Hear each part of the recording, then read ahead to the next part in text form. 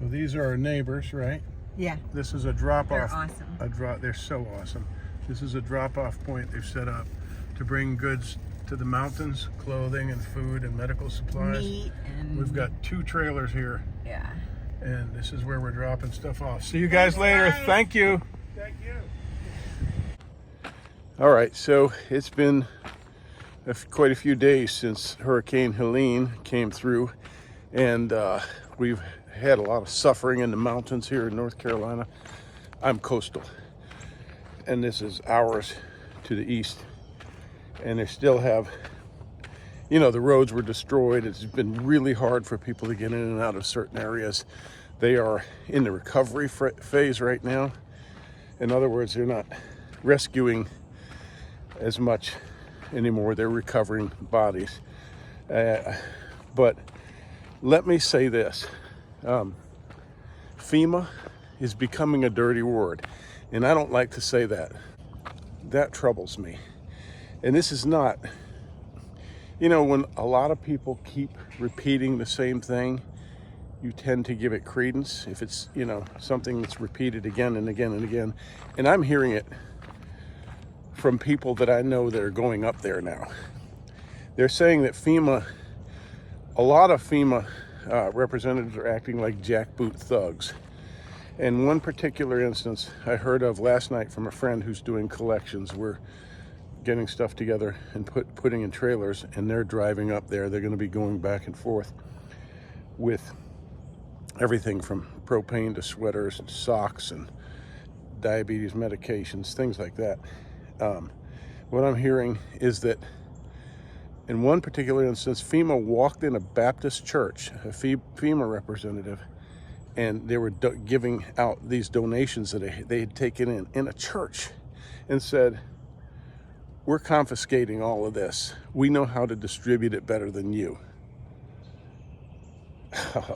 And this is a day late and a dollar short FEMA. There were people up there for 7 days distributing medication and things before FEMA set foot on the ground there. And it's just it's disgusting to me. And I wanted to be positive. I did a positive video because I saw a young man who was there on the ground walking around, and you know, he did say the police were chasing him out of Chimney Rock.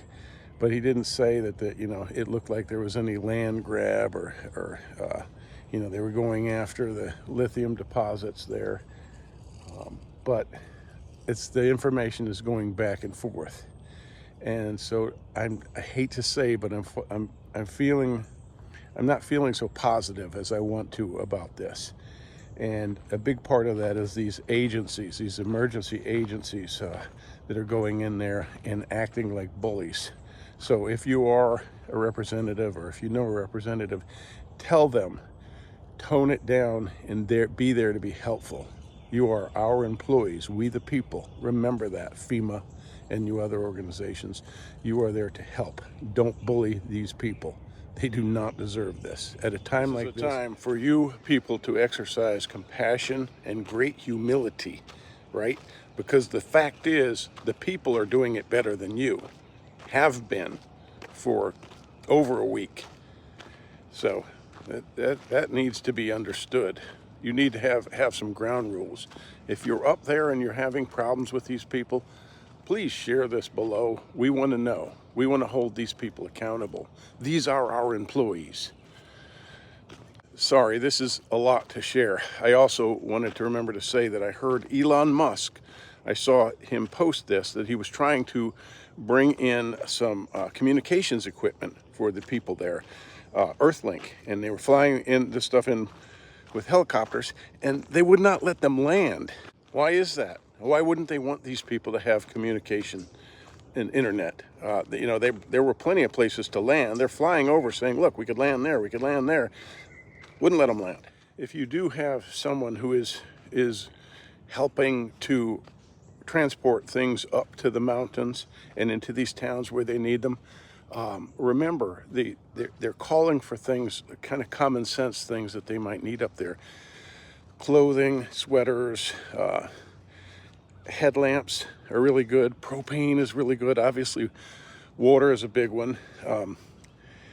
And in terms of clothing, I've kind of got to the bottom of that.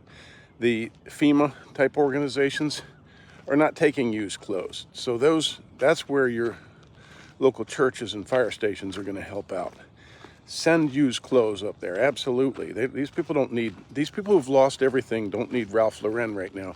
They need dungarees. They need, good farm shirts and t-shirts and warm clothing. Alcohol, toothpaste, bandages, diapers, paper towels, Ziploc bags. So many things that you could think of. And look at the lists. There are plenty of people publishing lists on YouTube and TikTok and Twitter. And as for the eminent domain thing, again, the lithium thing, I don't know what you've heard about that, but that is a very plausible theory. Unfortunately, right now with the state of our government, we don't have a lot of trust and faith in our government, and we are stronger. We are more. We are many. We are bigger than our government, and we need to hold them accountable. And if there is any whisper of this eminent domain we want to hear about this. The whole huge deposit of lithium, one of the largest in the world, under the ground in those mountains, under those towns like Chimney Rock. Very tempting for corrupt politicians in connection with the various billionaires of the world who want to get their fingers on that. Their greedy hands on that. So we're watching. Everybody needs to be vigilant right now. And we need to see these people being treated with compassion and returned to their land and homes if they're standing. Okay, so let's all make a point of watching.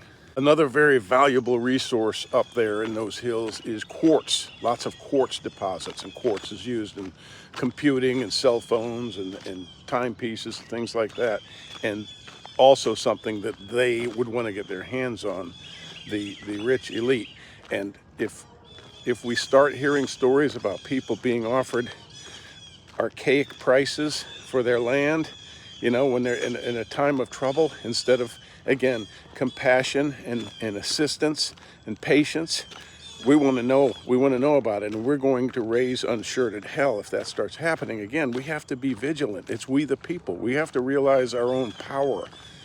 Yes, we have the numbers. So if you hear about people being offered money by our government for our land, why would they be doing that? Just give them the help. Don't give them $750, Kamala. Give them this stuff over time so they can get back on their feet and maybe rebuild. I don't want to hear about these people trying to snap up the land as soon as the floodwaters have receded.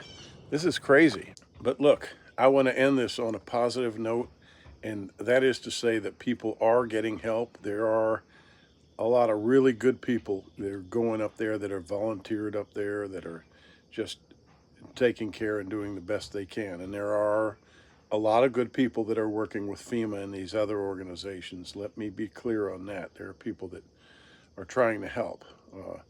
But it's, from what I've been hearing, it's mostly been coming from people like you. So keep it up. If you're new and if you haven't helped yet and you want to help, there are so many. If you're in North Carolina, so many organizations local to you that will take any kind of food items and water and clothing that you have. Just do a search in your town and coordinate with them, and let's see this through. They're going to need help for quite a while up there. Thanks for watching, everyone, and I'll keep you updated on my end as far as what I learn.